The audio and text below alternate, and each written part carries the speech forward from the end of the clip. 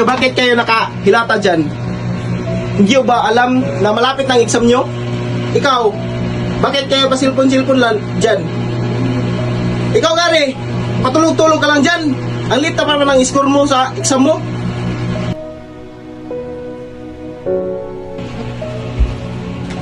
Gary, gumising ka!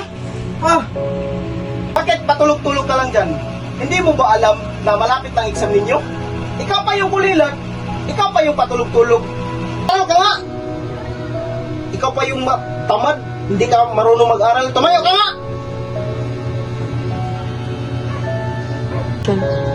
Kayo dalawa dyan, mag-aral kayo.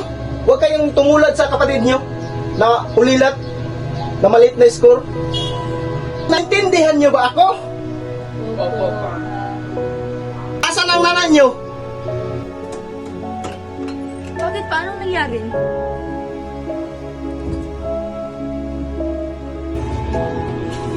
Ikaw, isa ka pa. Obligasyon mo mga anak mo, bakit mo pinabayaan? Tatlo natin mga anak, yung lalaki pang kulilat.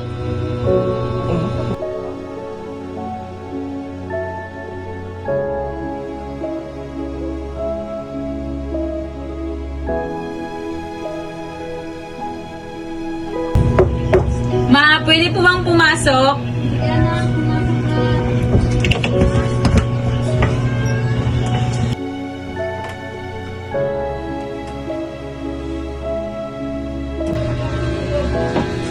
Bakit anak? Ano kailangan mo? Ma, magpapaalam po sana ako. Kasi, nangyayag po kasi ako ng kaibigan ko. Pwede po ba akong dumalo sa birthday party? About dyan anak. Kasi yung tatay nyo lang yung may karapatan na mag-ino. So, kailangan tayo natin sabihin sa kanya. Kasi wala akong karapatan pagdating sa pagpapaalam. So, sasabihin ko muna sa kanya ha, bago ako kita payagan.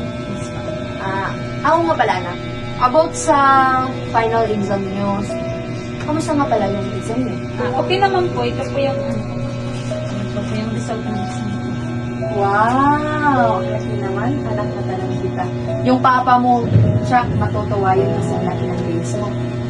Oo nga pala, yung kapatid mo, yung mga kapatid mo, sabihan niyo sila pumunta rito upang makita ko yung mga grades nila. Diba yun? Yes, po. Puntahan niyo sila. Okay po. Sige. Thank you po. Sige, anak.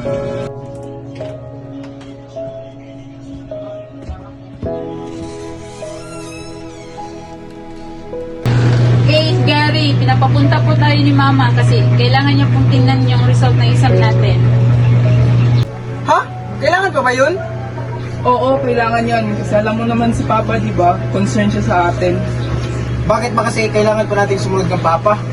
Di ba? Alam naman natin na napaka-stricto ni Papa pagdating sa ating pag-aaral.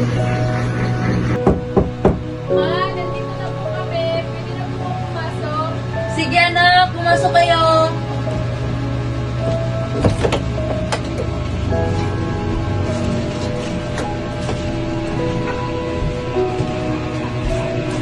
Ako mo po kayo dito.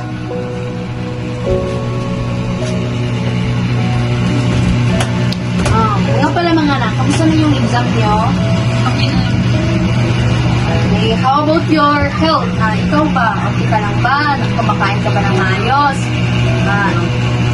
Okay, how about sa pag-aaral? Okay ba? Sure ba kayo nag-aaral kayo ng mabuti? Ikaw ba ang gusto? Nakikipaglaro ka ba dyan sa labas? Sure ka? Patingin nga ng mga grades niya, be.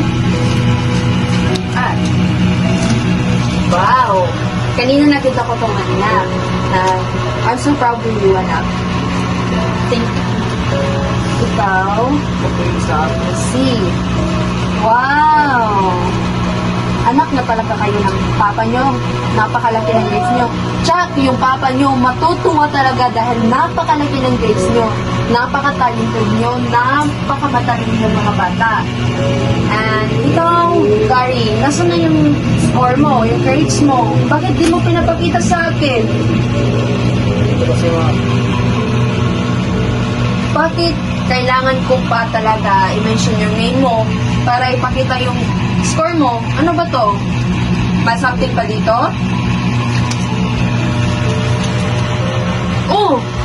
Bakit 33 lang yung score mo dito? Gary, anong nangyari? Tingnan mo yung mga kapatid mo, ang laki ng mga grades at score, tapos ikaw ang late-late lang. Naku, sinasabi ko talaga, kapag ito nakita ng papa mo, tsak magagalit yun. Alam naman natin na favorite son ka, tapos kulilat ka sa lahat.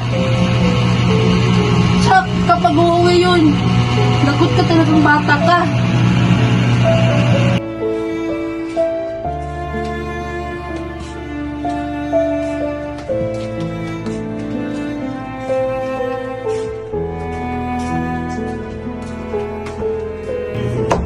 Nandito na ako. Nandito na ako.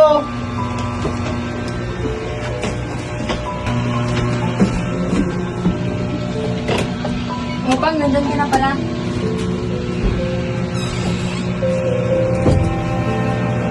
Palapang, kamusta na yung work mo? Okay lang.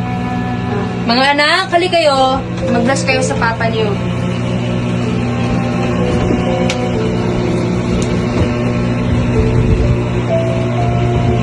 Sige na, umupo na kayo.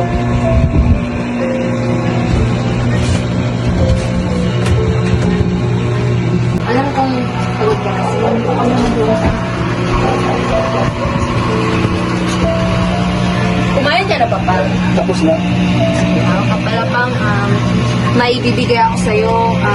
Dumating na kasi yung score ng anak na sa exam nila at grades nila. Gusto mo bang makita? Oh, oo. Ito yung anak ko. Magaling.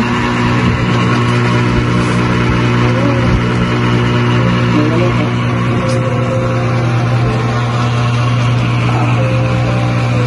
Dari, ba't ganito to? Wala ka talagang silbi. Pa, hindi ko kasi gusto yung course na pinapukuha mo sa akin. Ano bang gusto mo? Maging vlogger? Batas ko ang masusunod. Wala kang karapatan na pumili. Anak ka lang.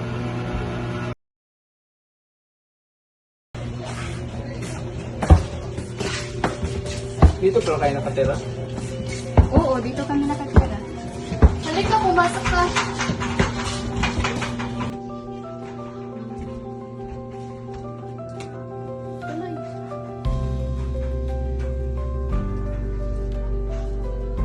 O, Gary, dyan ka lang muna. Bibiliin muna kami ng merienda natin bago tayo gumawa ng project. O sige. Okay.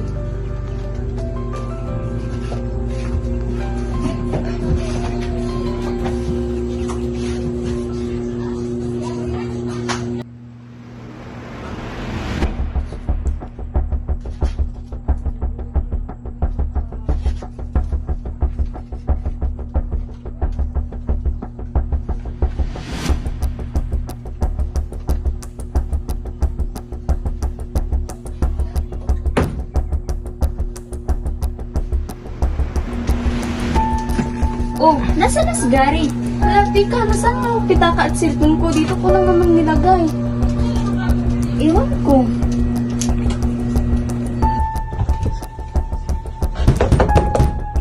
Oh pare, napadalaw ka.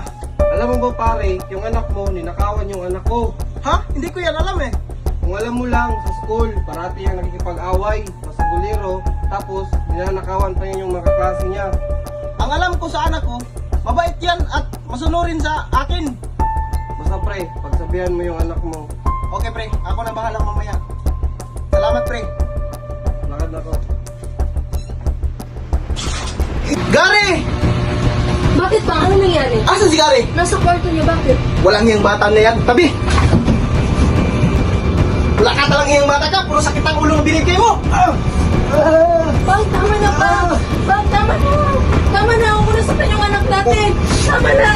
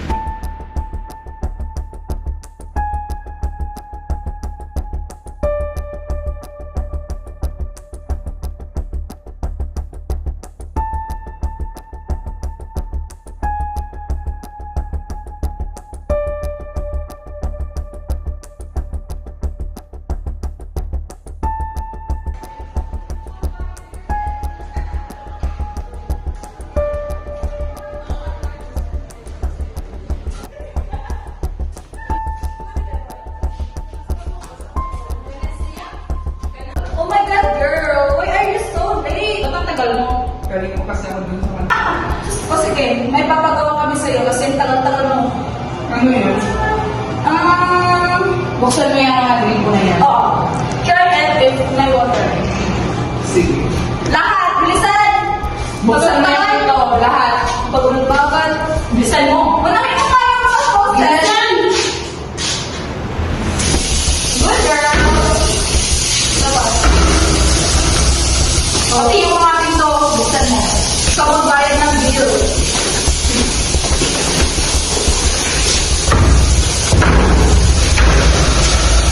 Wala na!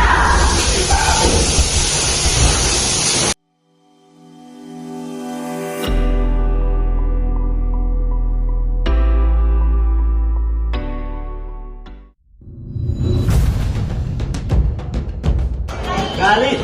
Nasaan yung phone ko? Saan mo nilagay? Pag nanakaw ka! Huwag mo sabihin naman, pre. Hindi ka pa nanakaw sa'yo, pre. Sinungaling, kaya nga. Kaya di ka pala malang magulang mo. Kasi ganyan ka. Huwag ka magsalita na ganyan, pre.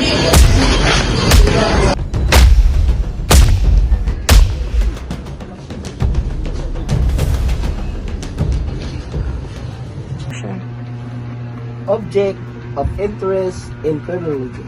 Crimes, criminals, criminal behavior, victims, approaches of exception of criminals, medical approach, political approach, respondent accused criminal. Opo, ako po. Bakit po? Opo. Kailan ako pupunta po? Ngayon din po? Sige, papunta na ako.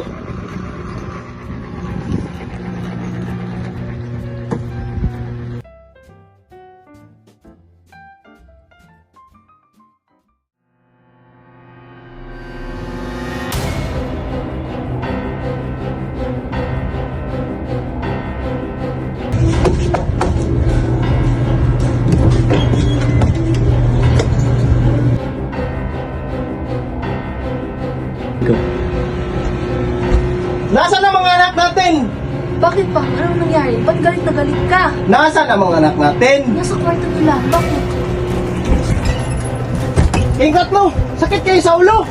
Palagi na lang kayo sakit sa ulo! Ikaw, Kit!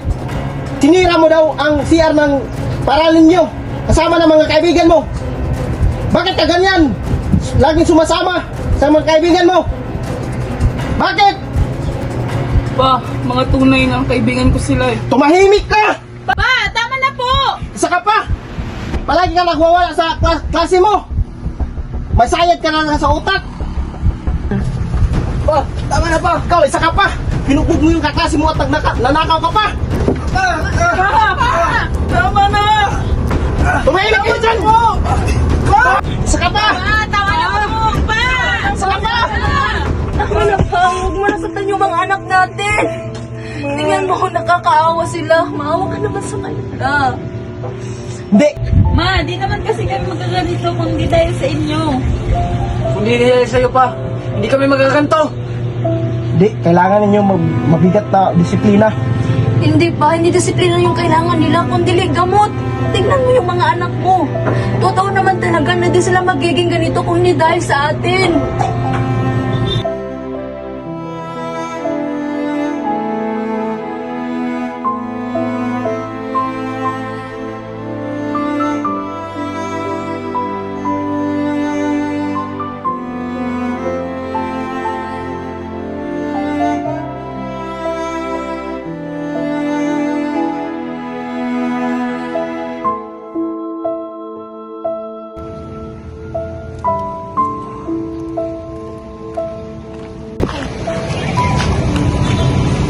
Oh, mga anak.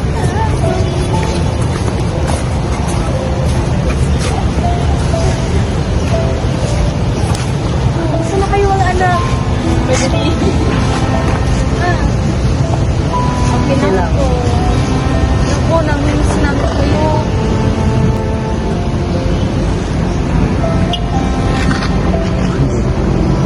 Mga anak, Sana mapatawad nyo kami sa aming nagawa sa inyo. Alam namin sobrang lupit namin sa inyo. Kaya sana bigyan nyo kami ng pangalawang pagkakataon na maging mabuting ina at ama sa inyo. Sa'yo rin, Gary, patawad, Gary, sa mga kasalanan na ginawa ko sa iyo. Patawad, Gary. Patawad kita pa. Mahal namin kayo mga anak.